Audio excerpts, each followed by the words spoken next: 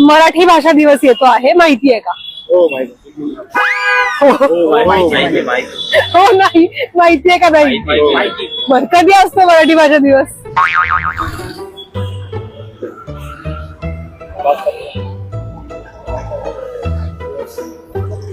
हे शोधतोय.